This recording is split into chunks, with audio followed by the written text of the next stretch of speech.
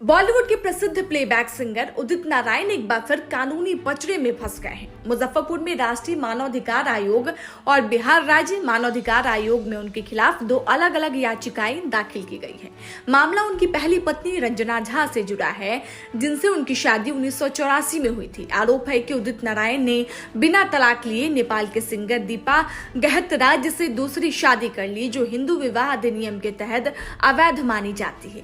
मानवाधिकार मामलों के अधिवक्ता एसके झा ने इस मुद्दे को आयोग में उठाते हुए कहा कि उदित नारायण ने अपनी पहली पत्नी को उनके अधिकारों से वंचित किया है। अब इस मामले में आयोग की सुनवाई तय करेगी कि क्या उदित नारायण को कानूनी कार्रवाई का सामना करना पड़ेगा या नहीं। फिलहाल यह मामला उनके लिए नई मुश्किलें खड़ी कर सकती है।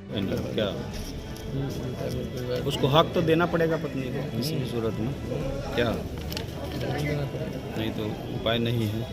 ये पूरा मामला यह है कि बॉलीवुड के पार्श्व गायक श्री उदित नारायण झा, जो कि 1984 में बिहार के रंजना झा से उन्होंने शादी कर लिया था और उसके बाद में वे मुंबई चले गए। मुंबई जाने के बाद में वह नेपाल के एक गायिका दीपा के साथ में उन्होंने दूसरी शादी कर ली और पहली शादी को उन्होंने गौन कर दिया और पहली पत्नी को वे देखने तक भी नहीं आए।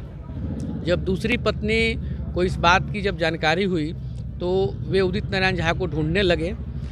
उसके बाद में उदित नारायण झा तो पहली बार में उस अपनी पहली पत्नी को स्वीकार करने से ही जो है मना करने लगे। जब उन्होंने अपना पूरा फ़ोटो वगैरह सब जब सामने में जब लाया तब जाकर के वे एक्सेप्ट किए। उसके बाद में पहली पत्नी अपनी पत्नी के अधिकार के लिए और अपनी जो उनको अधिकार है उस अधिकार की प्राप्ति के लिए वे लगातार वर्षों से संघर्ष कर रही है, लेकिन उदित नारायण झा के द्वारा उनको अधिकार से वंचित करने का प्रयास किया जा रहा है। इस शो के प्रायोजक है मां भवानी डेकोर प्राइवेट लिमिटेड, मतलब a complete floor solution, new 0 mile Dadar road Muzaffarpur. जा रहा है जो मानवाधिकार कानून का उल्लंघन है। दूसरी सबसे बड़ी बात यह है कि यह महिला अब काफ़ी ओल्ड एज की हो चुकी है और काफ़ी बीमार रहती है। इस परिस्थिति में किसी पति के द्वारा छोड़ दिया जाना या कहीं से भी न्याय हित में उचित नहीं है। जब बड़े बड़े सेलिब्रिटी ही इस ढंग का जब कार्य करेंगे तो एक सामान्य आदमी पर इसका क्या प्रभाव पड़ेगा और समाज पर इसका क्या प्रभाव पड़ेगा।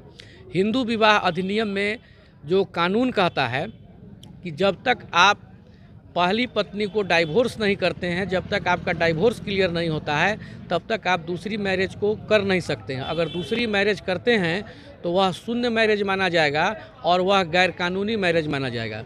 तो हमने इस विषय को लेकर के हम मानवाधिकार आयोग में गए हैं।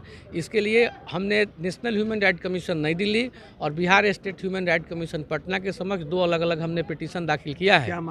और पिटीशन में हमने यह दाखिल किया है कि उदित नारायण झा की जो सेकेंड शादी है उस सेकेंड शादी को गैर कानूनी किया जाए और उसको शून्य शादी माना जाए और पहली पत्नी को टोटल अधिकार दिया जाए। चूँकि कानून है तो कानून जितना उदित नारायण के लिए लगता है उतना एक सामान्य आदमी के लिए लगता है।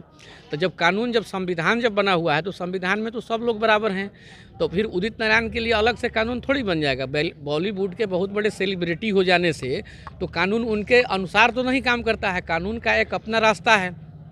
तो हमारी बस यही मांग है कि उदित नारायण की जो दूसरी शादी है उस शादी को शून्य शादी हो और यह गैर कानूनी हो और जो पहली शादी है उस शादी को ही वैध है, चूँकि वो तो वैध ऑलरेडी है। और उनको पत्नी को जो रंजना झा एक ओल्ड एज की महिला, वह कानून के लिए के पास में वह लड़ रही है, संघर्ष कर रही है, उसको न्याय मिले, क्योंकि उसके साथ बहुत ज्यादती हो रहा है।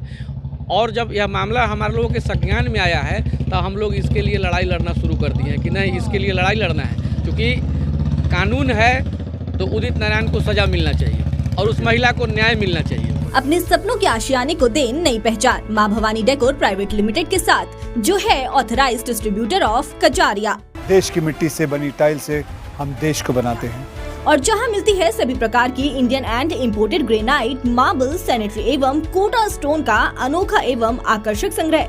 New 0 mile Dadar road Muzaffarpur. Call 9162478111।